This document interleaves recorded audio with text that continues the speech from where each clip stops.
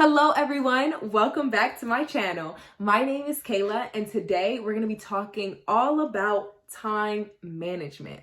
As many of you may know, if you clicked on this video, time management is so important and we'll get into that a little bit. But today I got 7 tips to help you increase your productivity and manage your time better. Alrighty, let's get into it. So tip number 1, I cannot emphasize this one enough.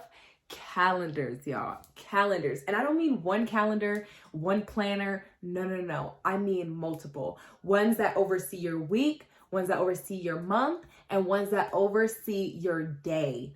That will help you so much. So one thing that I do for my day, and I will actually add the video into this, a screen recording, but I create real time stamps. So 10 a.m. to 11 a.m., 11 a.m. to 12 p.m., 12 p.m. to 1 p.m.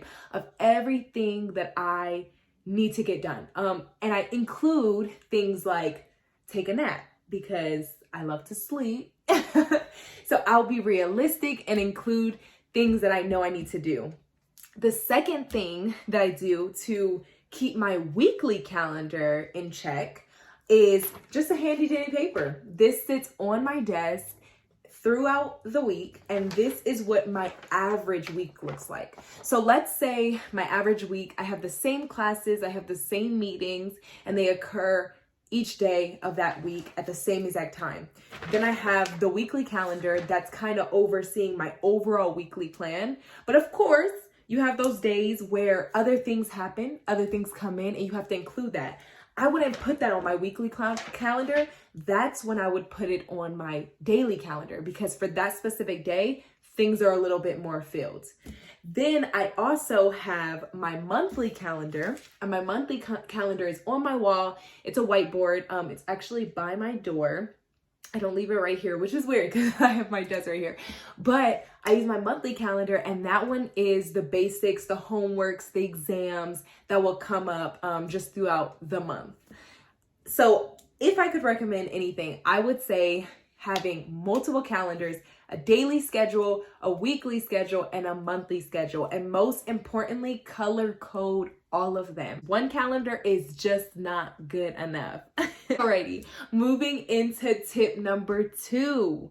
So my tip number 2 would be the reminders app on iPhones. So this is for my iPhone users. I know not everyone might be an iPhone user, but if you are an iPhone user, you have an app called Reminders. And I will also input the video or just even a screenshot of kind of what it looks like. And on that app, you are able to write what you need to be reminded.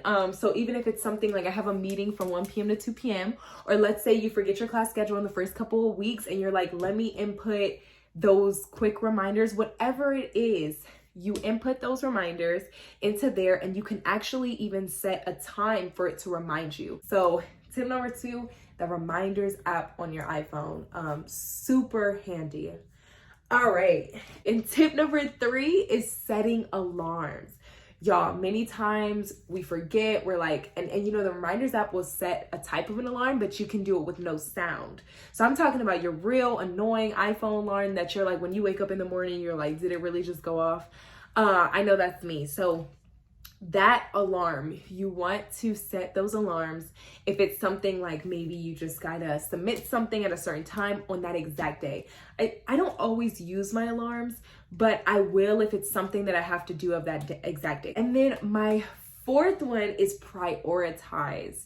I saw this really nice chart, and this is something that I started to use because I came across it and it really works. So I would say prioritize. What needs to get done today? What needs to get done tomorrow? What can get done next week?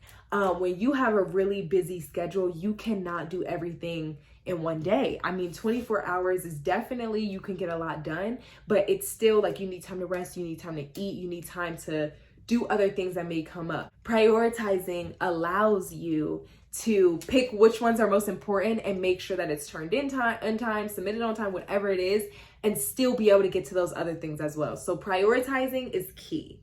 And tip number 5. So my tip number 5 is, of course, we all hear this, but not procrastinating. This is major. Once you find out you might have a meeting or something, anything like that, input it into your schedules. Don't forget. Don't say, oh, I'll do it in 10 minutes. Oh, I'm just going to go eat real quick and I'll come back and I'll input it, because you're going to forget. The minute you find something new that needs to be added to your schedule, input it. Create that reminder so you know, okay, I'm getting into it. And not only that, just don't procrastinate in general. If you're ever feeling like, oh, I just don't feel like doing whatever it is, get yourself up and do it. Trust me, once you start doing it, you're going to feel motivated anyway. And you're going to get the ball rolling and have all these ideas going. So do not procrastinate.